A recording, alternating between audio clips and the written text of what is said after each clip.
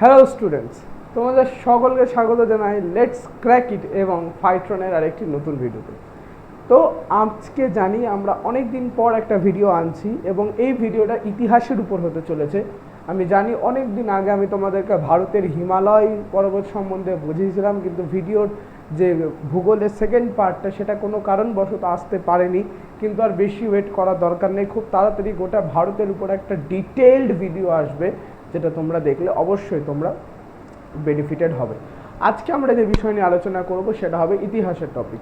এর আগের ভিডিওতে আমরা ব্যাটেল অফ পানিপথ অর্থাৎ 1526 সালের যে সংগঠনকারী ইতিহাসের অত্যন্ত গুরুত্বপূর্ণ ঘটনা পানিপথের প্রথম যুদ্ধ, এই ব্যাপারে আমরা অলরেডি কিন্তু ডিসকাস করে নিয়েছি। কি করে হয়েছে, কার সঙ্গে হয়েছে, কার কার হয়েছিল, সমস্ত কিছু হয়ে গেছে। কেবল আমাদের যে মেন কথা, যেটা আমরা বলি রিক্যাপ, যেটা আমি প্রত্যেকটা ভিডিওতেই তোমাদেরকে করিয়ে দিই, যে আগের ভিডিওতে মেন জিনিস কী ছিল, যে এটা এখনকার সাথে সেটা রিলেটেড, সেই বিষয়টা নিয়ে আজকে আমরা কথা বলবো। আজকে আমরা কথা বলবো 1556 সালের পর সংগঠন হয়ে যাওয়া পানিপথের দ্বিতীয় যুদ্ধ এবং তার সাথে সাথে তিলওয়াড়ার যুদ্ধ এবং তার পরবর্তীকালে মোঘল সম্রাট আকবর কিভাবে তার সাম্রাজ্য বিস্তার করেছিলেন, তার শিক্ষানীতি, সমাজনীতি, অর্থব্যবস্থা, সমস্ত কিছু নিয়ে একটা ডিটেলড ভিডিও আজকে তোমরা পেতে চলেছো আমাদের এই চ্যানেলে। তো কোথাও না গিয়ে ভিডিওটাকে স্কিপ না করে সম্পূর্ণ দেখো, যাতে তোমাদের একটা লুসিড আন্ডারস্ট্যান্ডিং তৈরি হয়। So without wasting any more time, we are going to discuss about our topic, which is going to be the Akbar, which is going to be on Akbar, যেটা হতে চলেছে আকবরের উপর। তো আজকে আগে আমরা একটু রিক্যাপ করে নিই, তাই কি না, যেটা আমরা করি। তো রিক্যাপের বিষয়টা যেটা আমরা আসছে আগে, রিক্যাপ প্রথমত কি হচ্ছে, আমরা দেখলাম 1526 সাল অলরেডি হয়ে গেছে এবং এই সময় 1526 সাল পানিপথের প্রথম যুদ্ধ। এই সময় দুটো শক্তি একে অপরের মুখোমুখি দাঁড়িয়ে, একদিকে দিল্লির সুলতান ইব্রাহিম লোদি এবং তার বিপক্ষে দাঁড়িয়ে রয়েছে মোগল সম্রাট আকবর। আমরা অলরেডি দেখেছি 1526 সাল কার কার মধ্যে হয়েছে, বাবর ভার্সেস লোদি। কোন লোদি? ইব্রাহিম লোদি। বাবর ভার্সেস ইব্রাহিম লোদির মধ্যে কি হয়েছে, একটা যুদ্ধ হয়েছে যার নাম হচ্ছে ব্যাটেল অফ পানিপথ বা পানিপথের প্রথম যুদ্ধ। এই যুদ্ধে জয় করে বাবর এবং লোদি বংশের পতন হয় এবং তার সাথে সাথে দিল্লি সালতানাতের যে 5টা বংশ ছিল, এটা ছিল শেষ বংশ ছিল লোদি বংশ। 5টা বংশ মনে রাখার উপায় হচ্ছে, শর্ট ট্রিক আছে, সেটা কি, গুলাব, খিলেতো, সাঁসলো। অর্থাৎ প্রথমে হচ্ছে গুলাম ডাইনেস্টি, তারপর কি খিলে তো খিলজি, তো যে তুগলাক, তাহলে সাঁসলো দিয়ে সৈয়দ আর দিয়ে লোদি। এটাই আমরা পড়েছি, গুলাব, খিলেতো, সাঁসলো। কিন্তু এটা হচ্ছে গিয়ে বংশের পর বংশ চলে আসছে, যেটা মানে একটা বংশের পর আর একটা বংশ, তারপর আর একটা বংশ, তারপর আর একটা বংশ। কিন্তু যদি বলা হয় যে টাইম লাইন অনুযায়ী, অর্থাৎ কে সবচেয়ে বেশি শাসন করেছে, এর মধ্যে কোন বংশ সবচেয়ে বেশি শাসন করেছে, সেটার জন্য একটা ট্রিক হচ্ছে, তার নাম হচ্ছে তুগলক সখী।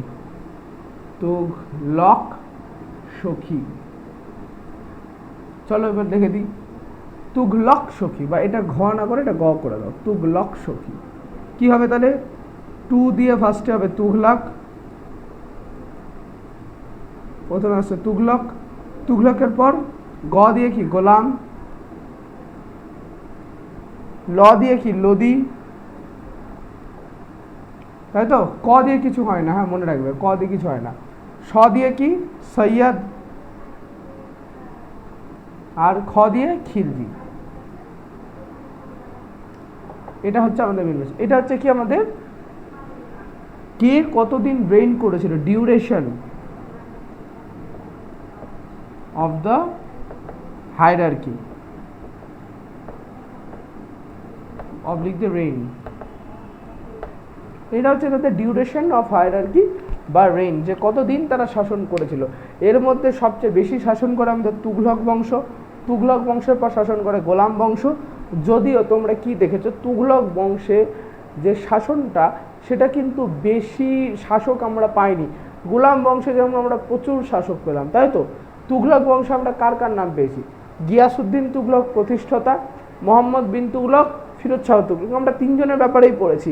কিন্তু তাই বললে কি এটা এমন না যে এর পরবর্তীকালে অনেক রাজারা এসছে, রাজাদের অনুযায়ী তো তাদের সময়কাল নির্ধারণ হবে, কিন্তু প্রত্যেকটা রাজায় যে ইতিহাসে ইম্প্যাক্ট ফেলবে সেটা তো বিষয় নয়। তো প্রত্যেক রাজা যেহেতু ইতিহাসে ইম্প্যাক্ট ফেলেনি, আমরা কিন্তু তাদের ব্যাপারে আলোচনাও করিনি। যারা গুরুত্বপূর্ণ রাজা, যারা কিছু করে গেছে আমাদের জন্য ইতিহাসে, তাদের কেবল ইতিহাস মনে রাখে, বাকিদের কিন্তু ইতিহাস একদমই মনে রাখে না।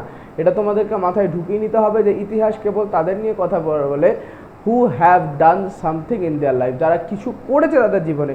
And those who have not done anything in their life, ঠিক আছে, ইতিহাস তাদেরকে একদম ভ্যালু করে না, হিস্ট্রি ডাজন্ট ভ্যালু দেম, তাদেরকে একদম ভ্যালু করে না।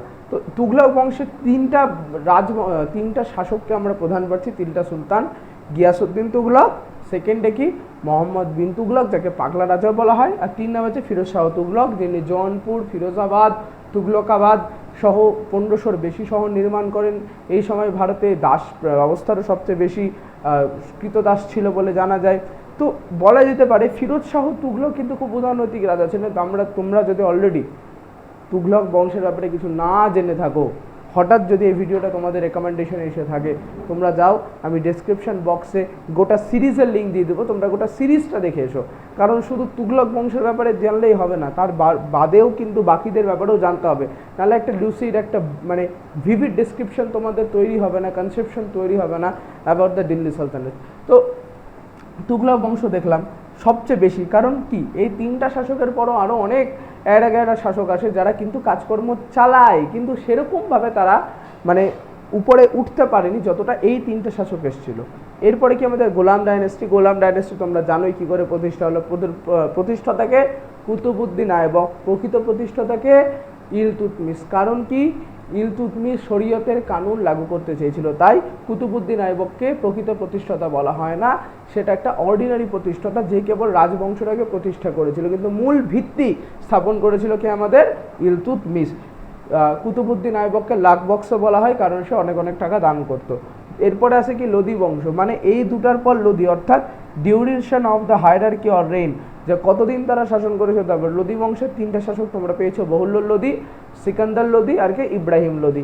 সৈয়দ বংশে কেবল একজনের নাম কি খিজরে খান, কোনো পরীক্ষাতে কোথাও আসে না যে এগুলোর অবদান কি। খিলজিতে তোমরা সবচেয়ে বেশি তোমাদেরকে পড়তে হবে আলাউদ্দিন খিলজি।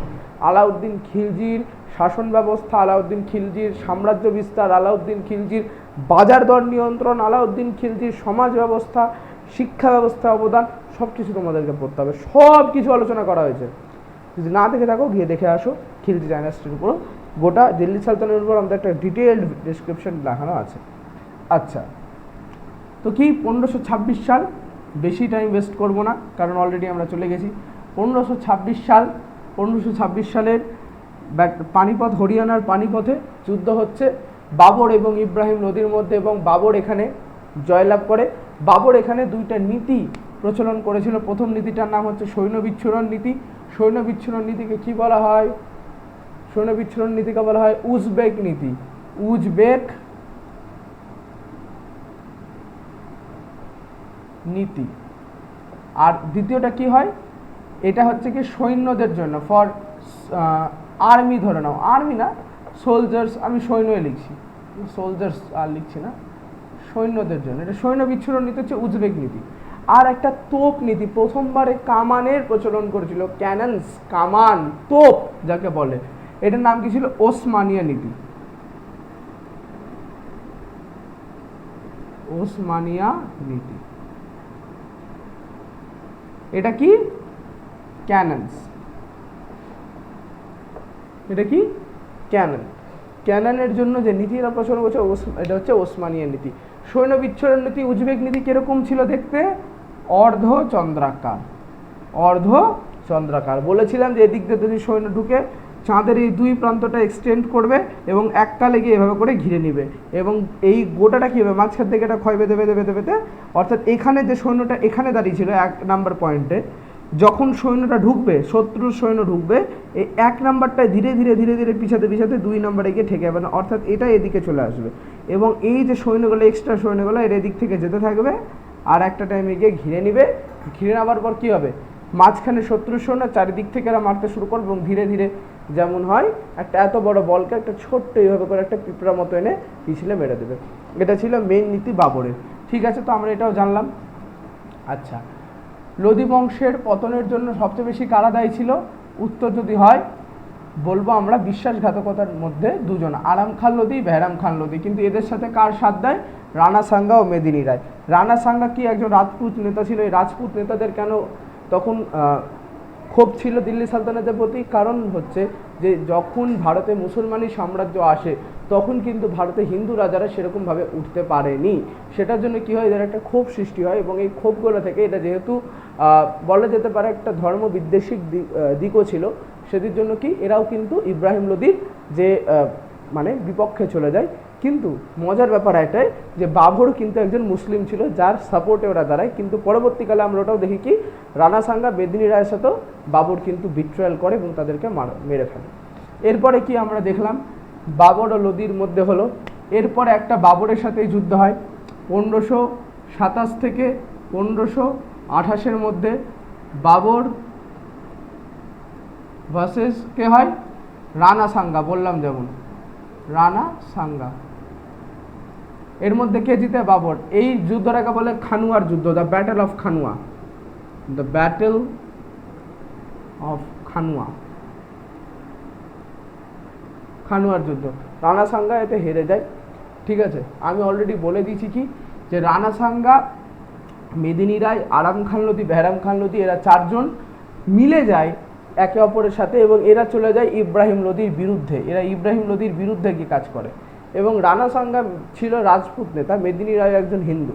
তো এই দুজন মূলত হিন্দু ধর্মের রাজপুত এবং অন্যান্য কাস্ট থেকে এরা বিলং করতো, ডিফারেন্ট সম্প্রদায় থেকে। তো রানা সাঙ্গা মূলত কি হলো যে এও বাবরের পক্ষ নিল কি যে তোমরা আসো এবং দিল্লি সালতানাতকে তোমরা মুক্ত করো, দিল্লি সালতানাতের একদম গোড়া ছিঁড়ে ফেলে দাও। এটার জন্য কাকে ডাকলো? বাবরকে। কিন্তু বাবর যখন ভারতে আসলো, বাবর বুঝতে পারলো যে ভারতের মতো দিল্লি যে জায়গাটা সেটা খুব স্টেবল, এবং ভারতের দিল্লিতে যদি আমি আমার সাম্রাজ্যটাকে নিয়ে আসতে পারি তাহলে আমাকে আর কোনো ভয় করতে হবে না। সেটার জন্য কি হয়, এই বাবর যখন দিল্লিতে আসে, দিল্লি সালতানাত জয় করে, দিল্লি সালতানাতকে গোটা হারিয়ে দেয়, ইব্রাহিম লোদিকে হারিয়ে দেয়, পরাজিত করে।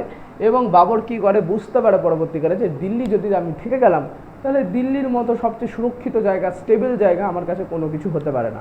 ফলে বাবর কি করে, দিল্লিতে থেকে যাবার কথা বলে। কিন্তু রানা সাঙ্গা, আরাম খান লোদি, বেহরাম খান লোদি, মেদিনী রায় এরা কী ভেবেছিল যে লোদি বংশ শেষ হয়ে যাওয়ার পর গোটা ভারতবর্ষে যে লোদি বংশের সাম্রাজ্য যতদূর বিস্তার ছিল এরা কি করবে, ধীরে ধীরে ধীরে ধীরে ভাগ করে নেবে নিজেদের মধ্যে। ফলে কি হয়, এবং বাবরকে কিছুটা অংশ দিবে। কিন্তু বাবর যখন ভারতে আসে সে দেখে কি দিল্লির মতো একটা জায়গা আমি গোটা ভারতে শাসন করব। বাবরের মাইন্ডসেটটাই চেঞ্জ হয়ে যায়। ওটার জন্য রানা সাঙ্গা, আরাম খান লোদি, বেহরাম খান লোদি ও মেদিনী রায় এই চারজনে কার বিরুদ্ধে চলে যায়? বাবরের বিরুদ্ধে। এবং আরাম খান লোদি, বেহরাম খান লোদি, মেদিনী রায় অতটা পরিমাণ কিন্তু বাবরের বিরুদ্ধে সরাসরি বলে উঠতে পারে না। কিন্তু Rana Sanga as being a Rajput সে কি করে, সে কিন্তু জোর কদমে বলে ওঠে যে রাজপুতরা কারো থেকে ভয় পায় না। যেমন তোমরা দেখেছো অলরেডি, যদি খিলজি বংশ ভিডিওটা দেখে থাকো, রানা রঞ্জিত সিংয়ের সঙ্গে হয়েছিল, রাজা রঞ্জিত সিংয়ের সাথে আলাউদ্দিন খিলজি। তো Rana Sanga as being a Rajput empire, ঠিক আছে, সে কার এগেনস্টে চলে যায়? বাবরের বিরুদ্ধে চলে যায়, বাবরের এগেনস্টে চলে যায়। এবং রানা সাঙ্গা কিন্তু মানে খুল্লা বলে, আয় তোর কত দম আছে তোকে দেখছি। বাবরও সিরিয়াসলি নিলে এবং বাবর আর রানা সাঙ্গার মধ্যে একটা যুদ্ধ হয়ে যায়। এটা কি, এই যে যুদ্ধটার নাম হচ্ছে দ্য ব্যাটেল অফ খানুয়া, খানুয়ার যুদ্ধ হয় এবং বাবর এই যুদ্ধে রানা সাঙ্গাকে মেরে ফেলে। ফলে কি, এবং পরবর্তীকালে বাবরের সামনে বাকি তিনজন, বেদিনী রায়, আরাম খান লোদি, বেহরাম খান লোদি, চুপ্পা সব লোক ছিল। একে বাবর দমাতে অতটা টাইম নেয়নি। কিন্তু এই রানা সাঙ্গা মানে প্রচণ্ড আদম্য সাহসিকতার একটা পরিচয় দিয়ে গেছিলেন আমাদেরকে।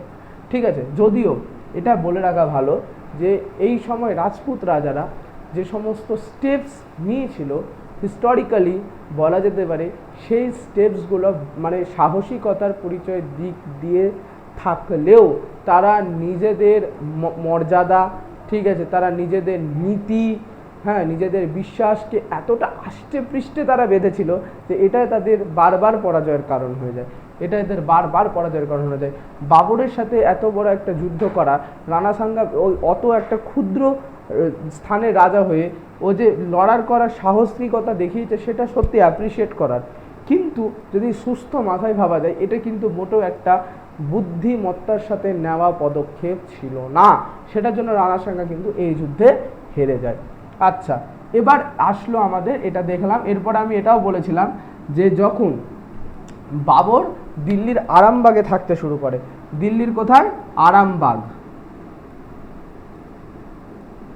এই আরামবাগে কিন্তু বাবর থাকতে শুরু করে এবং এই আরামবাগটাই ছিল তার প্রধান। আরামবাগ, আরাম আর বাগ কথার সম্মেলনে কিন্তু তৈরি। আরাম কথার অর্থ যেখানে বিশ্রাম নেওয়া হয়, আর বাগ কথার অর্থ হচ্ছে বাগিচা বা গার্ডেন টাইপের, একটা ছোটোখাটো গার্ডেন টাইপের, সেটার জন্য আরামবাগ। তো আরামবাগ এটা কি? একটা বিরাট বড় বাগিচা টাইপের ছিল, যেখানে বাবর এটাকে তৈরি করেছিল তার মানে মোস্ট অফ দ্য টাইমস যেখানে সে ফাঁকা থাকতো তখন সেখানে গিয়ে সে রেস্ট করতো, এ করতো, ও করতো, এবং এই আরামবাগ জায়গাটা ছিল বাবরের খুব পছন্দের। কিন্তু বাবর তার আত্মজীবনী তুজুক এ বাবরি, কি নাম বললাম? তুজুক এ বাবরি, নট বাবার নামা। আমি বারবার 3টা ভিডিওতেই বলেছি বাবার নামা is the translated version of Tuzuk e Baburi. Baburnama মোটেও কিন্তু আত্মজীবনী নয়। যদি আমি বলি বাবর নামা, বাবর নামা, বাবর নামা, এটা কি হবে? বায়োগ্রাফি, এটা হবে কি? বায়োগ্রাফি। আর যদি বলি Tuzuk e Babri, Tuzuk e Babri,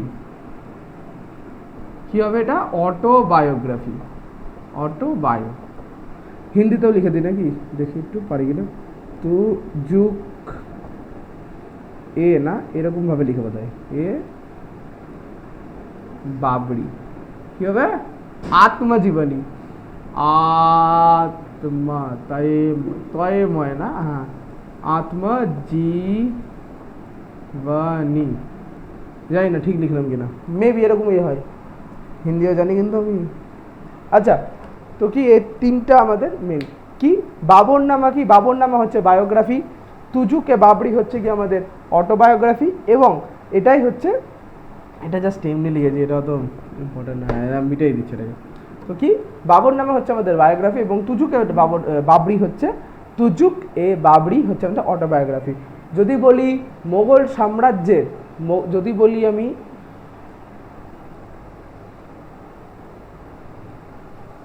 sorry for the interruption, যদি আমি বলি মোগল সাম্রাজ্যের সরকারি ভাষা বা সর্বাধিক প্রচলিত ভাষা কি ছিল, সেটা হচ্ছে কিন্তু ফার্সি ভাষা। কি ভাষা ছিল? ফার্সি ভাষা।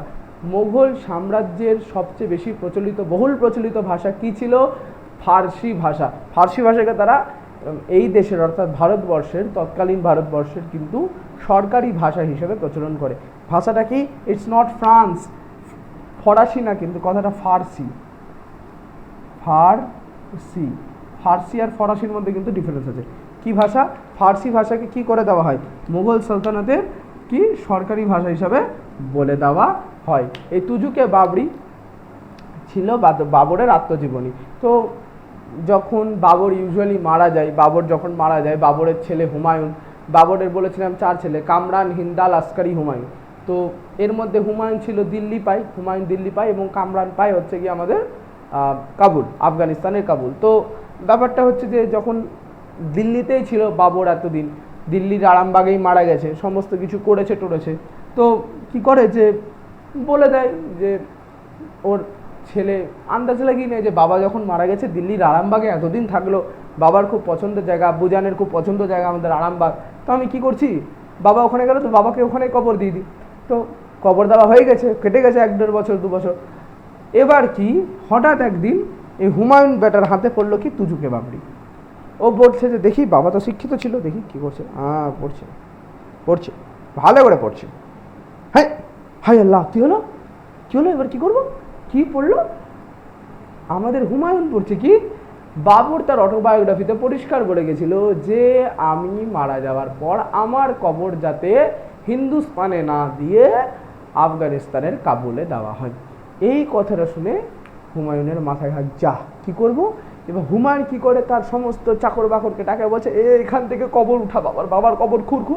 ওই বাবার কবর খুঁড়ে আবার ওই গড়ে মুর্দে উখাড় বলে না, ওই কবর খুঁড়ে কি করলো, বাবরের যে হাড় গোড় বেঁচেছিল সে সব তো একদম ডিকম্পোজড হয়ে গেছে, সব ডিকম্পোজড হয়ে গেছে। মানে এবার কি যখন হয়ে গেছে একদম বাবরের দেহেতে কিছু বাকি নাই, কেবলমাত্র মানে কঙ্কাল। ওই কঙ্কালটাকে নিয়ে যাই এবার আফগানিস্তানে পাঠায়। এ কোথায় পাঠায়? আফগানিস্তানের কাবুলে, ওর মানে ভাইয়ের কাছে। কি ভাই নাম কি বললাম? কামরান। এবং ওখানে গিয়ে এই দুই ভাই মিলে আফগানিস্তানের কাবুলে বাবরের পুনরায় আবার কিন্তু কবর দেয়। তো বাবরের কবর দুই জায়গাতে আছে। কোন কোন জায়গাতে? প্রথম হচ্ছে দিল্লির আরামবাগ এবং সেকেন্ডটা হচ্ছে গিয়ে কাবুল। ট্রান্সফার হয়, এটা 1 নম্বর কবর, এটা 2 নম্বর কবর। অর্ধেক কবর আছে তার আরামবাগে এবং পরবর্তী কবর আছে তার কোথায়? কাবুলে। আরামবাগেও একটা কবর আছে আর একটা কাবুলেও কিন্তু কবর আছে। এটা সে কী করে জানতে পারে? যখন সে তুজুকে বাবরি পড়ে। তুজুকে বাবরি পড়তে পড়তেই সে বুঝতে পারে যে বাবার কবর দুই জায়গাতে আছে। একটা হচ্ছে কোথায়, বাবার কবর কোথায় হতে দরকার আছে? কাবুলে। তো সে আরামবাগ থেকে বাবরের কবরটাকে পুনরায় খুঁড়ে সেখান থেকে হাড়গোড় বের করে নিয়ে যায় এবং কাবুলে গিয়ে পুনরায় সে কবর দেয়। এটা গেল আমাদের সম্পূর্ণ ইতিবৃত্ত আগের ভিডিওর। এবার শুরু হবে নতুন ইতিবৃত্ত। এবার এটা গেল, আমি এটাও বলেছিলাম যে হুমায়ুন তার জীবনে বেশি দিন কিন্তু শাসন করেনি। হুমায়ুন তার জীবনে কিন্তু যুদ্ধও বেশি দিন লড়েনি। এর একটা কারণ ছিল যে শের শাহ সুরি, ওর ব্যাপারেও আমরা পড়বো, যাকে দ্বিতীয় আফগান বংশ বলা হয়, এর ব্যাপারেও আমরা পড়বো। কিন্তু আজকে আমরা যেটা বিষয় নিয়ে আলোচনা করব, মুঘল সালতানাতের ইতিহাস। এটা ট্রিক কি মনে রাখার? বাবার হইল আবার জ্বর, সারিল ঔষধে। বাবার হইল আবার জ্বর, সারল ঔষধে। তো বাবর আমাদের কমপ্লিট, তাই তো? হুমায়ুন কমপ্লিট। আগের ভিডিওতেই হুমায়ুন কমপ্লিট হয়ে গেছে। হুমায়ুন পা পিছনে মারা যায় এবং হুমায়ুনের বউ গুলবেদন বেগম তার জন্য একটা বই লিখে, যার নাম হচ্ছে হুমায়ুন নামা। বাবর হচ্ছে তুজুকে বাবরি, হুমায়ুন নামা কি? তুজুকে বাবরি কিন্তু অটোবায়োগ্রাফি, হুমায়ুনের জন্য লেখা হয়। হুমায়ুন নামা কিন্তু লিখেছে গুলবদন বেগম। তাই কি বাবরটা অটোবায়োগ্রাফি হলো, হুমায়ুনটা কিন্তু শুধুমাত্র বায়োগ্রাফি। আবার দিয়ে আকবর, দিয়ে জাহাঙ্গীর, তারপরে কি আবার সারিল শাহজাহান, ঔষধে অরঙ্গজেব। তো আমরা কিন্তু অলরেডি দুটা করে নিয়েছি। আমাদের বাবর কমপ্লিট হয়ে গেছে, আমাদের হুমায়ুন কমপ্লিট হয়ে গেছে। আজকে আমরা যে ডিসকাস নিয়ে আলোচনা করবো সেটা হচ্ছে আকবর। আজকের ভিডিওটা কিন্তু খুব ইম্পর্টেন্ট হচ্ছে। আকবর মূলত আমি হয়তো একটা ভিডিওটা শেষ করতে পারবো না, আর আমি যা দেখছি যে এত বড় ভিডিও বানিয়েও কোনো লাভ নাই, কারণ সেরকমভাবে রেসপন্সও আসছে না। তাই আমি পার্টে বানাবো। সো আকবর ব্যাপারে যেটা আমরা ব্যাপারটা হচ্ছে, আকবর ব্যাপারে কিছু একটা কথা বলি। প্রথমে আকবরের ব্যাপারে একটা ছোট্ট জেনারেল ইন্ট্রোডাকশন দিই। আকবর ছিলেন মোগল সালতানাতের সব থেকে গুণী মান্য রাজা, সব থেকে সর্বোৎকৃষ্ট বলা যেতে পারে, the greatest empire of all time. ঠিক আছে, যেমন গোট বলছে ওটাকে, ঠিক আছে, ওটা গোট হয় the greatest of all time, তা ওটা হবে greatest empire of all time. ঠিক আছে, গ্রেটেস্ট এম্পায়ার। কারণ কি ভারতে যা মোগল কালে হয়েছে তার 90% করে গেছে কি আমাদের আকবর। এই আকবর কিন্তু ভারতের মোগল সালতানাতের ইতিহাসে একটা গুরুত্বপূর্ণ অবদান রাখে। আকবরের মতো রাজা বলা যায় না যে মোগল সালতানাত থেকে এই যে 1192 সালের পর, যে অর্থাৎ তরাইনের দ্বিতীয় যুদ্ধের পর, সেরকমভাবে যে কেউ একদম ব্রিটিশ সাম্রাজ্যের আগে পর্যন্ত, অর্থাৎ মুসলমানি সাম্রাজ্যে, ইসলামিক সাম্রাজ্যে যে একটা চমকপ্রদ অবস্থান কোনো সাম্রাজ্যের বা কিংবা কোনো সম্রাটের দেখা যায়, সেটা কিন্তু সেরকমভাবে চোখে পড়ে না এক্সেপ্ট আকবর। আকবর কিন্তু মোগল সালতানাতে সেই উজ্জ্বলতম বিন্দু ছিল, ধ্রুবতারার সমান, যেটা হয়তো অনেকেই উপেক্ষা করে গেছে। কিন্তু এই ধ্রুবতারা কিন্তু বলা যেতে পারে আকবর একটা ধ্রুবতারার সমান বলা যেতে পারে। যে আকবর মহান ছিল না আকবর বদমাশ ছিল, এটা নিয়ে কিন্তু অনেকের তর্ক বিতর্ক রয়েছে। এটা দিয়ে আমরাও কথা বলবো, আমরা যে সব কিছু ভালো বলবো সেটা না, আকবরকে বলা হয়, কিন্তু আমরা নিজেদের বুদ্ধি, নিজেদের বিবেক নিয়ে একবার আলোচনা করে দেবো যে সত্যি এটা কি ছিল, দরকার ছিল না, এবার ডিসাইড করবে তোমরা রিডার্সরা। তো কি আকবরের ব্যাপার নিয়ে কথা বলি। আকবর কিন্তু বলা যেতে পারে মোগল সাম্রাজ্যের সেই রত্ন, যেটা মানে চিরকালীন উজ্জ্বল থাকবে, পান্না টাইপের, চিরকালীন উজ্জ্বল, হীরা টাইপের, চিরকালীন উজ্জ্বল। আকবর কিন্তু দিল্লি সালতানাতের সুধারে, অর্থাৎ মোগল সাম্রাজ্যের সুধারে, মোগল সাম্রাজ্যের উন্নতিকল্পে প্রচণ্ড ব্যবস্থা নেয়। আকবরের যে সমস্ত উল্লেখযোগ্য অবদান আমরা পাই, তার মধ্যে 1 নাম্বার হচ্ছে দান, প্রচুর পরিমাণে টাকা দান। ঠিক আছে, জনগণের সাথে সাক্ষাৎ অর্থাৎ ইন্টারাকশন, বাংলা মনে পড়ছে না, তাই ইংলিশ ইউজ করছি। কি ইন্টারাকশন, আর কি হতে পারে? আকবর কি করছে? দান করছে, ইন্টারাকশন করছে, লোকজনের সাথে গিয়ে কথা বলছে, ওদের ব্যাপারে জানছে, ওদের দুঃখ কষ্ট বুঝছে, এরকম ব্যাপার আছে। আচ্ছা, আর কি? আকবর বহুত কাজ করে গেছে, ঠিক আছে, দান, ইন্টারাকশন, এমনকি শিক্ষা ব্যবস্থাতেও তার আছে, শিক্ষা ব্যবস্থা, ঠিক আছে, শিক্ষা ব্যবস্থাতেও আছে। শিক্ষা ব্যবস্থার পাশাপাশি ধরে নাও বিভিন্ন স্থাপত্য নির্মাণ, যদিও স্থাপত্য নির্মাণ কিন্তু অ্যাকচুয়ালি শাহজাহানের সময় প্রচণ্ড বেশি পরিমাণে হয়েছিল, জাস্ট বিকজ অফ তাজমহল। আর তাজমহল বাদেও কিন্তু একটা কালো রঙের তাজমহলও বানানোর পরিকল্পনা ছিল, কিন্তু সেটা বাস্তবায়িত হয়নি। স্থাপত্য, ভাস্কর্য, ঠিক আছে, তারপরে ধরে নাও বাজার দর নিয়ন্ত্রণ,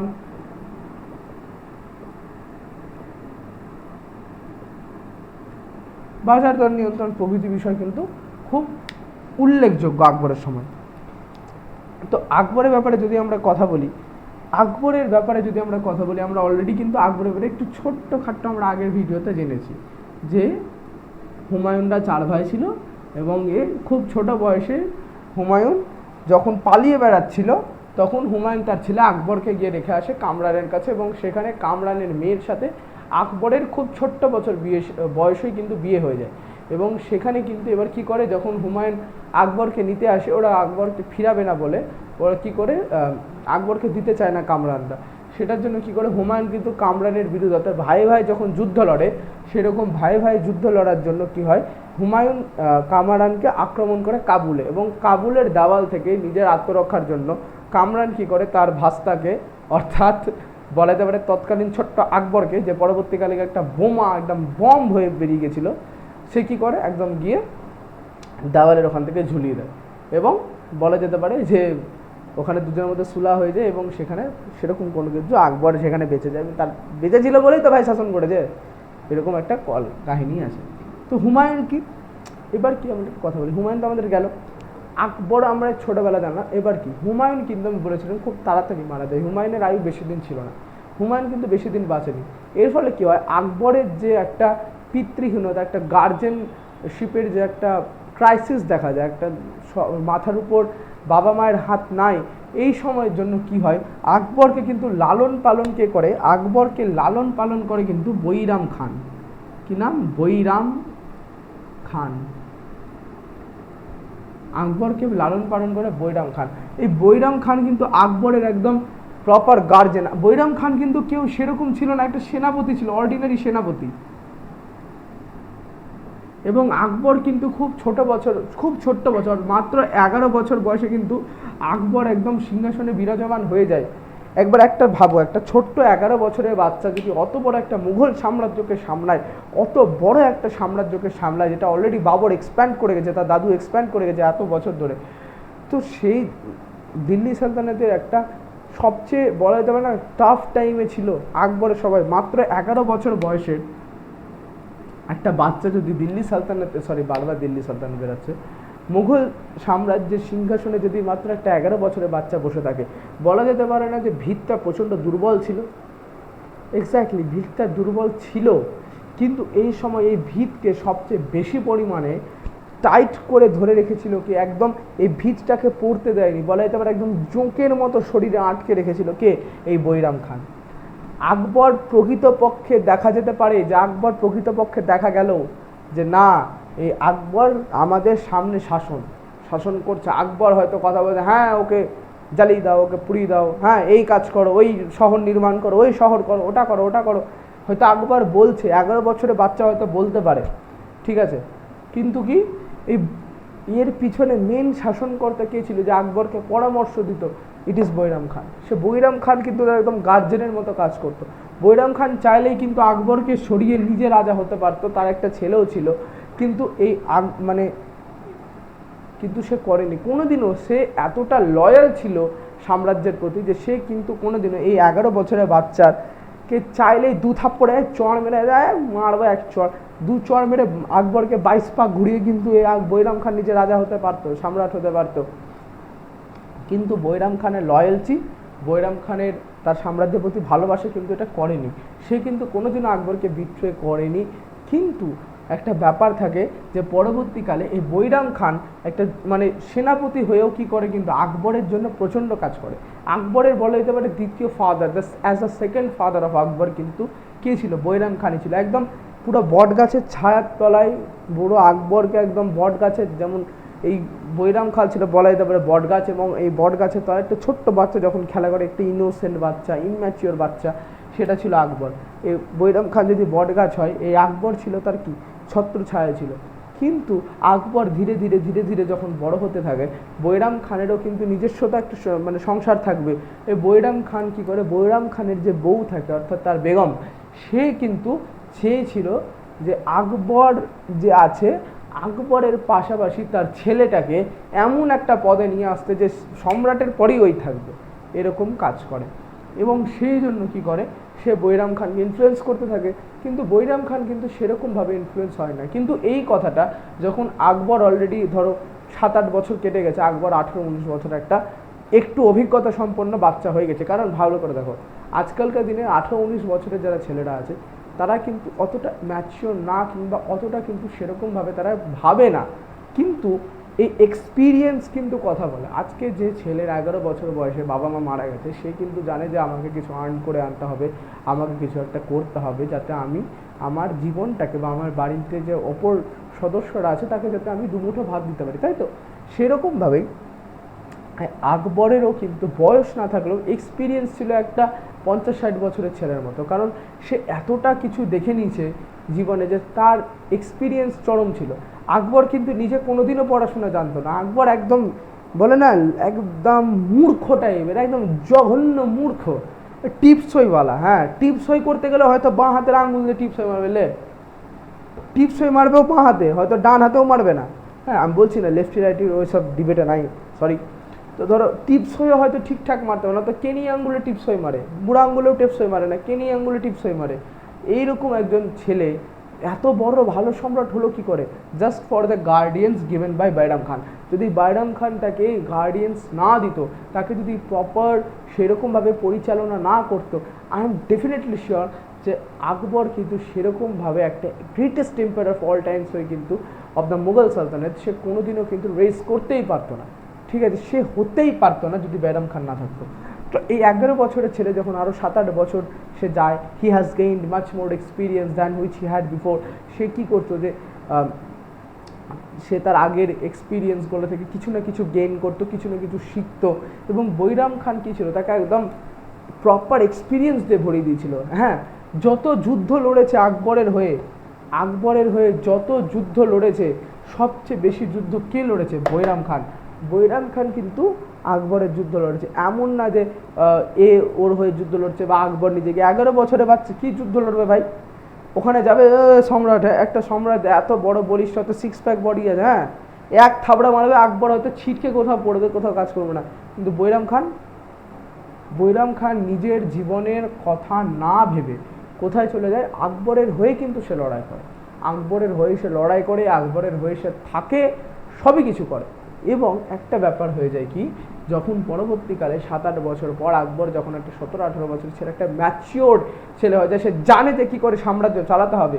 এই সময় বৈরাম খানের স্ত্রী তার ছেলেকে আকবরের ঠিক পরে একটা সমপদস্থ বলা যেতে পারে, প্রায় সমপদস্থ, ঠিক আছে, যেমন চেককে প্রায় অর্থ বলে, ঠিক আছে, not equal to money but less দ্যানও মানি না, ঠিক আছে, যেমন চেককে আমরা প্রায় অর্থ বলে থাকি, সেরকমভাবেই এই ধরনের এই বৈরাম খান কিন্তু বৈরাম খানের স্ত্রী তার ছেলেকে, বৈরাম খান কিন্তু কখনো ভাবেনি বৈরাম খানের স্ত্রী তার ছেলেকে, অর্থাৎ তার আর বৈরাম খানের ছেলেকে আকবরের ঠিক নিচে একটা এমন পদের আসন্ন বা আসীন করতে চেয়েছিল যেটা আকবরের ঠিক পড়ে, মানে আকবর যদি কমান্ড না দেয়, ও যদি কমান্ড দেয়, কাজটা হয়ে যাবে, জাস্ট দ্যাট লাইক থিং, ঠিক আছে। তো এই সময় বৈরাম খানের সাথে কিন্তু আকবরের যে সম্পর্কটা সেটা কিন্তু একটু তিক্ত হতে শুরু করে, ঠিক আছে। এটা কি হতে শুরু করে? একটা তিক্ত হতে শুরু করে, তিক্ত অভিজ্ঞতা এটা মানে হতে শুরু করে আকবরের মধ্যে। এবং আকবর খুব ছোট বয়সে বিয়ে করে এবং এর পরবর্তীকালে কী করে, 1560 সালটা কত? 1560 সাল এবং আকবর কি করে এই সময় বৈরাম খানের বিরুদ্ধে একটা যুদ্ধ করে নেয় তার ছেলের জন্য। বৈরাম খানের বিরুদ্ধে একটা যুদ্ধ চলে যায়, এর নাম হয় তিলবাড়ার যুদ্ধ। এই তিলবাড়ার যুদ্ধে কিন্তু আকবর বৈরাম খান যে এত বড় একটা সেনাপতি, বৈরাম খান কিন্তু পরাজিত করে। একদিকে ছিল বৈরাম খানের সেনাপতি এবং একদিকে ছিল বৈরাম খানের সৈন্য, একদিকে ছিল আকবরের সৈন্য, এবং এই যুদ্ধে আকবর কিন্তু বৈরাম খানকে হারিয়ে দেয়। ঠিক আছে, এবং বৈরাম খানকে সে বলে যে না ঠিক আছে, তুমি আমার হয়ে থাকো, তুমি এতদিন আমাকে দেখেছো, তুমি আমার একটা পিতা স্বরূপ, তুমি থাকো। কিন্তু বৈরাম খান সেটাতে মেনে নিতে পারেনি এবং শেষ পর্যন্ত গ্লানিতেই সে প্রাণ ত্যাগ করে। ঠিক আছে, তো এটা আমরা জানবো, কিন্তু তার আগে একটু আমরা জেনে নিই আকবর কী কী করেছে। আকবর নিজে নিরক্ষর হলেও তার শিক্ষা ব্যবস্থায় যে এতটা বলা যেতে পারে অবদান, সেটা কিন্তু কোনো সম্রাটই রাখেনি, রাদার দ্যান ফিরোজ শাহ তুগলক। ফিরোজ শাহ তুগলকও কিন্তু শিক্ষা ব্যবস্থায় প্রচণ্ড একদম কড়া পদক্ষেপ নেয়, এবং আকবরও কিন্তু নিজে নিরক্ষর হলেও শিক্ষা ব্যবস্থা যাতে কারো ঘাটতি না ঘটে সেটার জন্য কিন্তু খুব কড়া কড়া পদক্ষেপ নেয়।